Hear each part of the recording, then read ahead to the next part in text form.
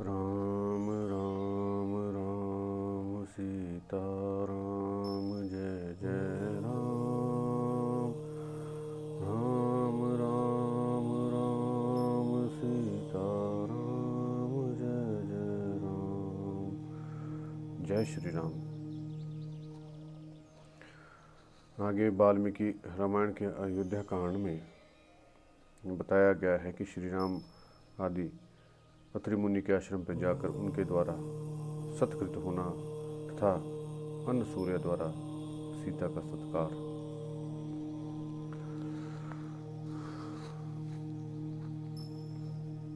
उन सब ऋषियों के चले जाने पर श्री रामचंद्र जी ने जब बारंबार विचार किया तब उन्हें बहुत से ऐसे कारण ज्ञात हुए जिनसे उन्होंने स्वयं भी वहाँ रहना उचित न समझा। उन्होंने मन ही मन सोचा, इस आश्रम में मैं भरत से, माताओं से तथा पूर्ववासी मनुष्यों से मिल चुका हूँ। वह समृद्धि मुझे बार बार बनी रहती है और मैं प्रतिदिन उन सब लोगों का चिंतन करके शोकमग्न हो जाता हूँ। महात्मा भरत का सेना का पड़ाव पड़ने के कारण हाथी और घोड़ों की लीदों से यहाँ की भूमि अधिक अपवित्र कर दी गई है, अतः हम लोग भी अन्यंतर चले जाएंगे। ऐसा सोचकर श्री रघुनाथ जी सीता और लक्ष्मण के साथ वहाँ से चल दिए।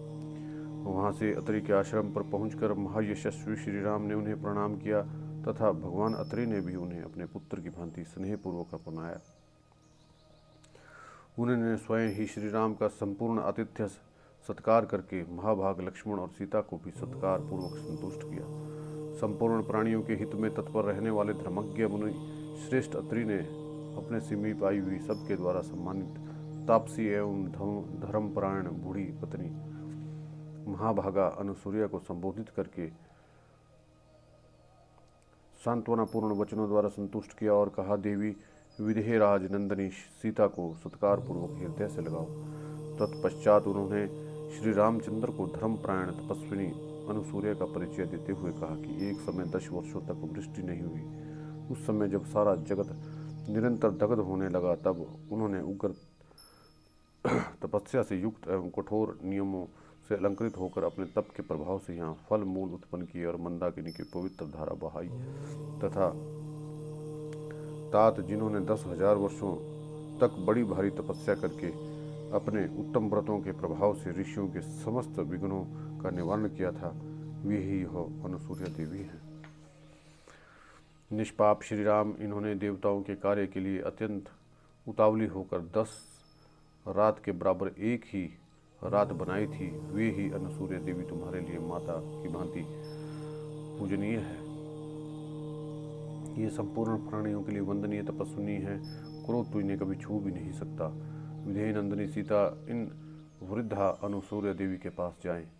ऐसी बातें कहते हुए अत्रि मुनि बहुत अच्छा कहकर श्री राम जी ने धर्मज्ञा सीता की ओर देखकर यह बात कही, राजकुमारी महर्षि अत्रि के वचन तो तुमने सुन ही लिए। अब अपने कल्याण के लिए तुम शीघ्र ही इन तपस्विनी देवी के पास जाओ, जो अपने सत्कर्मों से संसार में अनुसूया के नाम से विख्यात हुई है। वे तपस्विनी देवी तुम्हारा आश्रय लेने योग्य है। तुम शीघ्र ही उनके पास जाओ। श्री राम जी की यह बात सुनकर यशस्विनी मिथिलेश कुमारी सीता धर्म को जानने वाली अत्रि पत्नी अनुसूया के पास गई। अनुसूया वृद्धावस्था के कारण शिथिल सी हो गई थी। उनके शरीर में झुर्रियां पड़ गई थी तथा सिर के बाल सफ़ेद हो गए थे। अधिक हवा चलने पर हिलते हुए कदली वृक्ष के समान उनके सारे अंग निरंतर कांप रहे थे। सीता ने निकट जाकर शांत भाव से अपना नाम बताया और उन महाभागा पतिव्रता अनुसूया को प्रणाम किया। उन संयमशील तपस्विनी को प्रणाम करके हर्ष से भरी हुई सीता ने दोनों हाथ जोड़कर उनका कुशल समाचार पूछा। धर्म का आचरण करने वाली महाभागा सीता को देखकर बूढ़ी अनुसूया देवी उन्हें सांत्वना देती हुई बोली, सीते सौभाग्य की बात है कि तुम धर्म पर ही दृष्टि रखती हो। माननीय सीते बंधु बांधवों छोड़कर और उनसे प्राप्त होने वाले मान प्रतिष्ठा का परित्याग करके तुम वन में भेजे हुए श्री राम का अनुसरण कर रही हो, यह बड़े सौभाग्य की बात है। अपने स्वामी नगर में रहें या वन में, भले हों या बुरे, जिन स्त्रियों को वो प्यारे होते हैं उन्हें महान अभूदयशाली लोगों की प्राप्ति होती है। पति बुरे स्वभाव का मनमाना बर्ताव करने वाला अथवा धनहीन ही क्यों ना हो, वह उत्तम स्वभाव वाली नारियों के लिए श्रेष्ठ देवता के समान है। विधिराज नंदिनी, मैं बहुत विचार करने पर भी पति से बढ़कर कोई हितकारी बंधु नहीं देखती। अपनी की हुई तपस्या के अविनाशी फलों की भांति वह इस लोक में और परलोक में सर्वत्र सुख पहुंचाने में समर्थ होता है। जो अपने पति पर भी शासन करती है, वे काम के अधीन चित्त वाली असाध्वी स्त्रियां इस प्रकार पति का अनुसरण नहीं करती। उन्हें गुण दोषों का ज्ञान नहीं होता, अतः वे इच्छानुसार इधर उधर विचरती रहती हैं। मिथिलेश कुमारी, ऐसी नारियां अवश्य ही अनुचित कर्मों में फंसकर धर्म से भ्रष्ट हो जाती हैं और संसार में उन्हें अपयश की प्राप्ति होती है। किंतु जो तुम्हारे समान लोक परलोक को जानने वाली साध्वियां स्त्रियां हैं, वे उत्तम गुणों से युक्त होकर पुण्य कर्मों में संलग्न रहती हैं, अतः वह दूसरी गुणात्माओं की भांति स्वर्गलोक में विचरण करेगी। अतः तुम इस प्रकार अपने इन पति श्री रामचंद्र की सेवा में लगी रहो, सती धर्म का पालन करो, पति को प्रधान देवता समझो और प्रत्येक समय उनका अनुसरण करती हुई अपने स्वामी की सहधर्मणी बनो। इससे तुम्हें सुयश और धर्म दोनों की प्राप्ति होगी। तपस्विनी अनुसूया के इस प्रकार उपदेश देने पर किसी के प्रति दोष दृष्टि न रखने वाली विधेय राजकुमारी सीता उनके वचनों की भूरी भूरी प्रशंसा करते धीरे धीरे इस प्रकार कहना आरंभ किया। देवी, आप संसार की स्त्रियों में सबसे श्रेष्ठ हैं। आपके मुंह से ऐसी बातें सुनना कोई आश्चर्य की बात नहीं है। नारी का गुरु पति ही है। इस विषय में जैसा आपने उपदेश दिया यह मुझे पहले से ही विदित है। मेरे पतिदेव यदि चरित्रहीन अथवा जीविका के साधनों से रहित निर्धन होते तो भी मैं बिना किसी दुविधा के इनकी सेवा में ही लगी रहती। फिर जबकि ये अपने गुणों के कारण ही सबकी प्रशंसा के पात्र हैं, तब तो इनकी सेवा का कहना ही क्या है। श्री रघुनाथ जी परम दयालु, जितेंद्रिय, दृढ़ अनुराग रखने वाले, धर्मात्मा और माता पिता के सम्मान प्रिय हैं। महाबली श्री राम अपनी माता कौशल्या के प्रति जैसा बर्ताव रखते ही हैं, वैसा ही महाराजा दशरथ की दूसरी रानियों के साथ भी करते हैं। महाराज दशरथ ने एक बार भी जिन स्त्रियों को प्रेम दृष्टि से देख लिया, उनके प्रति भी वे पितृवत्सल धर्मज्ञ वीर श्री राम मान छोड़कर माता के समान ही बर्ताव करते हैं। जब मैं पति के साथ निर्जन वन में आने लगी, उस समय मेरी सास कौशल्या ने मुझे जो कर्तव्य का उपदेश दिया था, वह मेरे हृदय में ज्यों की का त्यों स्थिर भाव से अंकित है। पहले मेरे विवाह काल में अग्नि के समीप माता ने मुझे जो भिक्षा दी थी, वह भी मुझे अच्छी तरह से याद है। धर्मचारिणी, इसके सिवा मेरे अन्य स्वजनों ने अपने वचनों द्वारा जो जो उपदेश दिया, वह भी मुझे भूला नहीं है। स्त्री के लिए पति की सेवा के अतिरिक्त दूसरे किसी तप का विधान नहीं है। सत्यवान की पत्नी सावित्री पति की सेवा करके ही स्वर्गलोक में पूजित हो रही है। उन्हीं के समान बर्ताव करना आप अनुसूया देवी ने भी पति की सेवा से प्रभाव से स्वर्गलोक में स्थान प्राप्त कर लिया है। संपूर्ण स्त्रियों में श्रेष्ठ यह स्वर्ग की देवी रोहिणी पति सेवा के प्रभाव से एक मुहूर्त के लिए भी चंद्रमा से विलग्न होती नहीं दिखाई देती। इस प्रकार दृढ़तापूर्वक पातिव्रत्य धर्म का पालन करने वाली बहुत सी साध्वी स्त्रियां अपने पुण्य कर्म के बल से देवलोक में आदर पा रही हैं। तदनंतर सीता के कहे हुए वचन सुनकर अनुसूया को बड़ा हर्ष हुआ। उन्होंने उनका मस्तक सूंघा और फिर उन मिथिलेश कुमारी को हर्ष बढ़ाते हुए इस प्रकार कहा। उत्तम व्रत का पालन करने वाली सीते, मैं अनेक प्रकार के नियमों का पालन करके बहुत बड़ी तपस्या संचित की है। उस तपोबल का ही आश्रय लेकर मैं तुमसे इच्छा अनुसार वर मांगने के लिए कहती हूँ। मिथिलेश कुमारी सीते, तुमने बहुत ही युक्ति युक्त और उत्तम वचन कहा। उसे सुनकर मुझे बड़ा ही संतोष हुआ। अतः बताओ, मैं तुम्हारा कौन सा प्रिय कार्य करूं? उनका यह वचन सुनकर सीता को बड़ा आश्चर्य हुआ। वे तपोबल संपन्न अनुसूया से मंद मंद मुस्कुराती हुई बोली, आपने अपने वचनों द्वारा ही मेरा सारे कार्य कर दिया, अब तो कुछ और करने की आवश्यकता है ही नहीं। सीता के ऐसा कहने पर धर्मज्ञ अनुसूया को बड़ी प्रसन्नता हुई। वे बोली, सीते, तुम्हारी निर्लोभता से मुझे विशेष हर्ष हुआ है, अथवा तुम में जो लोभहीनता के कारण सदा आनंदोत्सव भरा रहता है, उसे मैं अवश्य सफल करूंगी। यह सुंदर हार, यह वस्त्र, यह आभूषण, यह अंगराग, बहुमूल्य अनुलेपन मैं तुम्हें देती हूँ। विधेय नंदिनी सीते, ये मेरी दी हुई वस्तुएं तुम्हारे अंगों की शोभा बढ़ाएंगी। ये सब तुम्हारे ही योग्य हैं और सदा उपयोग में लाए जाने पर निर्दोष एवं निर्विकार रहेंगी। जन किशोरी, इस दिव्य अंगराग को अंगों में लगाकर तुम अपने पति को उसी प्रकार सुशोभित करोगी जैसे लक्ष्मी अविनाशी भगवान विष्णु की शोभा पाती है। अनुसूया की आज्ञा से धीर स्वभाव वाली यशस्विनी मिथिलेश कुमारी सीता ने उन वस्त्र, अंगराज, आभूषण और हार को उनकी प्रसन्नता का परम उत्तम उपहार समझकर ले लिया और उस प्रेम उपहार को ग्रहण करके वे दोनों हाथ जोड़कर उस तपोधन अनुसूया की सेवा में बैठी रही। तदनंतर इस प्रकार अपने निकट बैठी हुई सीता से दृढ़ता पूर्वक उत्तम व्रत का पालन करने वाली अनुसूया ने कोई परम प्रिय कथा सुनाने के लिए इस प्रकार पूछना आरंभ किया। सीते, इन यशस्वी राघवेंद्र ने तुम्हें स्वयंवर में प्राप्त किया था, यह बात मेरे सुनने में आई है। मिथिलेश नंदनी, मैं उस वृत्तांत को विस्तार के साथ सुनना चाहती हूँ, अतः जो कुछ जिस प्रकार हुआ वह सब पूर्ण रूप से मुझे बताओ। उनके इस प्रकार आज्ञा देने पर सीता ने उन धर्मचारिणी तापसी अनुसूया से कहा, माताजी सुनिए। ऐसा कहकर उन्होंने कथा को कहना प्रारंभ किया। मिथिला जनपद के वीर राजा जनक नाम से प्रसिद्ध हैं। वे धर्म के ज्ञाता हैं, अतः क्षत्रिय योचित कर्म में तत्पर रहकर न्यायपूर्वक पृथ्वी का पालन करते हैं। एक समय की बात है, वे यज्ञ में योग्य क्षेत्र को हाथ में हल जोत रहे थे। उसी समय पृथ्वी को फाड़ कर प्रकट हुई। इतने मात्र से ही मैं राजा जनक की पुत्री हुई। वे राजा इस क्षेत्र में औषधियों को मुट्ठी में लेकर बो रहे थे। इतने में उनकी दृष्टि मेरे ऊपर पड़ी। मेरे सारे अंगों में धूल लिपटी हुई थी। उस अवस्था में मुझे देखकर राजा जनक को बड़ा विस्मय हुआ। उन दिनों उनकी कोई दूसरी संतान नहीं थी, इसलिए स्नेहवश उन्होंने मुझे स्वयं गोद में ले लिया और यह मेरी बेटी है ऐसा कहकर मुझ पर अपने हृदय का सारा स्नेह उड़ेल दिया। उसी समय आकाशवाणी हुई जो स्वरूपतः मानवीय भाषा में कही गई थी। उन्होंने कहा, नरेश्वर, तुम्हारा कथन ठीक है, यह कन्या धर्मतः तुम्हारी ही पुत्री है। यह आकाशवाणी सुनकर मेरे धर्मात्मा पिता मिथिलेश नरेश बड़े प्रसन्न हुए। मुझे पाकर उन नरेश ने मानो कोई बड़ी समृद्धि ही पा ली थी। उन्होंने पुण्य कर्म परायण बड़ी रानी को, जो उन्हें अधिक प्रिय थी, मुझे दे दिया। उन स्नेहमयी महारानी ने मातृ समुचित सौहार्द से मेरा लालन पालन किया। जब पिता ने देखा कि मेरी अवस्था विवाह के योग्य हो गई है, तब इसके लिए वे बड़ी चिंता में पड़े। जैसे कमाए हुए धन का नाश हो जाने से निर्धन मनुष्य को बड़ा दुख होता है, उसी प्रकार वे मेरे विवाह की चिंता से बहुत दुखी हो गए। संसार में कन्या को पिता, वह भूतल पर इंद्र के ही तुल्य क्यों ना हो, वर पक्ष के लोगों से वे अपने समान या अपने से छोटी हैसियत के ही क्यों ना हो, प्रायः अपमान उठाना पड़ता है।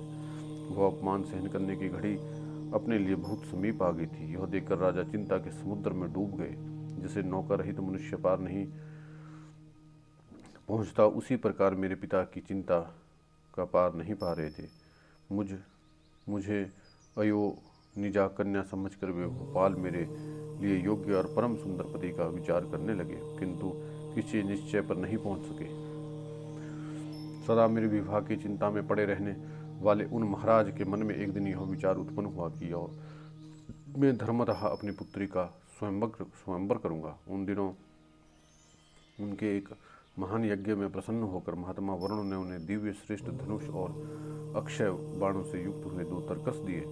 वह धनुष इतना भारी था कि मनुष्य पूरा यत्न करने पर भी उसे हिला नहीं पाते थे। भूमंडल के नरेश स्वप्न में भी उस धनुष को झुकाने में असमर्थ थे। उस धनुष को पाकर मेरे सत्यवादी पिता ने पहले भूमंडल के राजाओं को आमंत्रित करके उन नरेशों के समूह से यह बात कही, जो मनुष्य इस धनुष को उठाकर इस पर प्रतिज्ञा चढ़ा देगा, वो मेरी पुत्री सीता उसी की पत्नी होगी, इसमें संशय नहीं है। अपने भारीपन के कारण पहाड़ जैसे प्रतीत होने वाले उस श्रेष्ठ धनुष को देखकर वहां आए हुए राजा जब उसे उठाने में समर्थ ना हो सके, तब उसे प्रणाम करके चले गए। तदनंतर दीर्घ काल के पश्चात ये महातेजस्वी रघुकुल नंदन सत्य पराक्रमी श्री राम अपने भाई लक्ष्मण के साथ ले विश्वामित्र जी के साथ मेरे घर मेरे पिता का यज्ञ देखने के लिए मिथिला में पधारे। उसी समय मेरे पिता ने धर्मात्मा विश्वामित्र मुनि का बड़ा आदर सत्कार किया। जब वहाँ विश्वामित्र जी मेरे पिता से बोले, राजन, ये दोनों रघुकुल भूषण श्री राम और लक्ष्मण महाराज दशरथ के पुत्र हैं और आपके उस दिव्य धनुष का दर्शन करना चाहते हैं। आप अपना वह देवप्रत धनुष राजकुमार श्री राम को दिखलाइए। विप्रवर विश्वामित्र के ऐसा कहने पर पिता ने उस दिव्य धनुष को मंगवाया और प्रभु श्री राम ने उसको राजकुमार श्री राम को दिखाया। महाबली और परम पराक्रमी श्री राम ने पलक मारते मारते उस धनुष पर प्रत्यंचा चढ़ा दी और उसे तुरंत कान तक खींचा। उनके वेग पूर्वक खींचते समय वह धनुष बीच से टूट गया और दो टुकड़े हो गए। उसके टूटते समय ऐसा भयंकर शब्द हुआ मानो वह वज्र टूट पड़ा हो। तब मेरे सत्य प्रतिज्ञा पिता ने जल का उत्तम पात्र लेकर श्री राम के हाथों में मुझे देने का उद्योग किया। उसी समय अपने पिता अयोध्या नरेश महाराज दशरथ के अभिप्राय को जाने बिना श्री राम ने राजा जनक के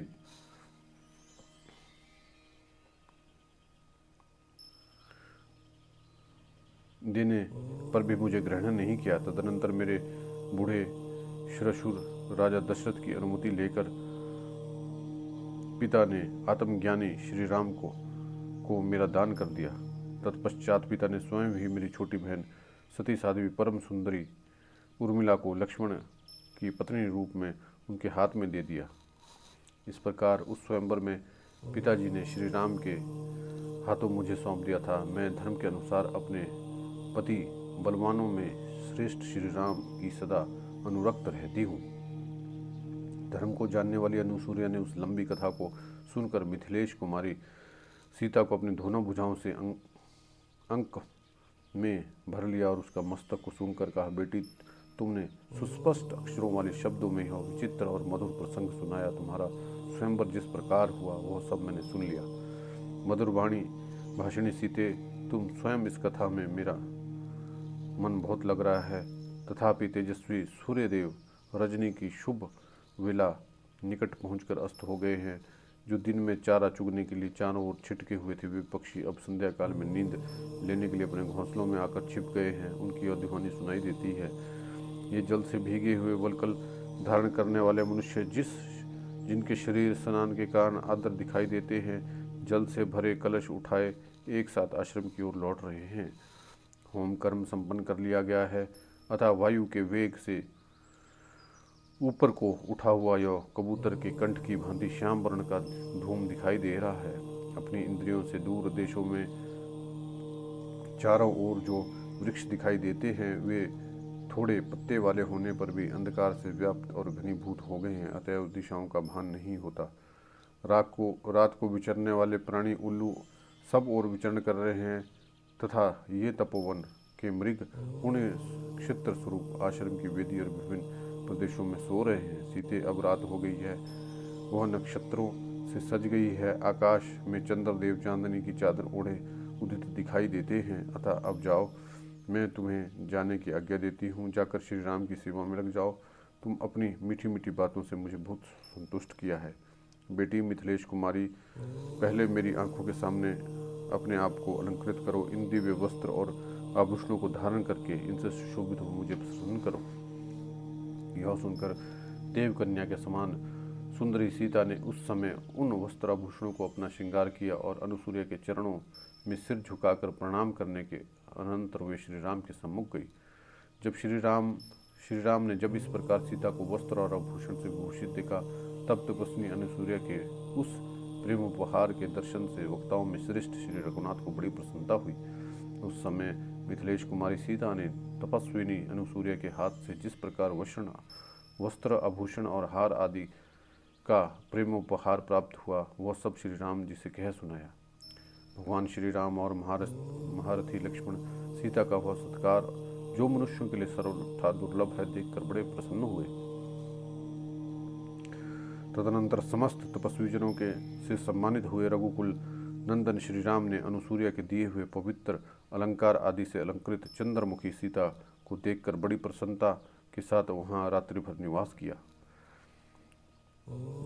तस्या रात्राम व्यादिताम भीषितः हुताग्निकाम आपृच्छेताम नरव्याघ्रो तापसान वन गोचरान। वह रात बीतने पर जब सभी वनवासी तपस्वी मुनि स्नान करके अग्निहोत्र कर चुके, तब पुरुष सिंह श्री राम और लक्ष्मण ने उनके जाने से आज्ञा मांगी। तब वे धर्मपरायण वनवासी तपस्वी उन दोनों भाइयों से इस प्रकार बोले, रघुनंदन, इस वन का मार्ग राक्षसों से आक्रांत है, वहाँ उनका उपद्रव होता रहता है। इस विशाल वन में नाना रूपधारी नरभक्षी राक्षस तथा रक्तभोजी हिंसक पशु निवास करते हैं। राघवेंद्र, जो तपस्वी और ब्रह्मचारी यहाँ अपवित्र और असावधान अवस्था में मिल जाता है, वे उसे राक्षस और हिंसक जंतु इस महान वन में खा जाते हैं। अतः आप उन्हें रोकिए और यहाँ से मार भगाइए। रघुकुल भूषण, यही वह मार्ग है जिससे महर्षि लोग वन के भीतर फल मूल लेने जाते हैं। आपको भी इसी मार्ग से इस दुर्गम वन में प्रवेश करना चाहिए। तपस्वी ब्राह्मणों के हाथ जोड़कर ऐसी बातें कहीं और उनकी मंगलमय यात्रा के लिए स्वस्ति वाचन किया। तब शत्रुओं को संताप देने वाले भगवान श्री राम ने अपनी पत्नी सीता और भाई लक्ष्मण के साथ उस वन में प्रवेश किया, मानो सूर्यदेव मेघों की घटा के भीतर घुस गए हों। जय श्री राम।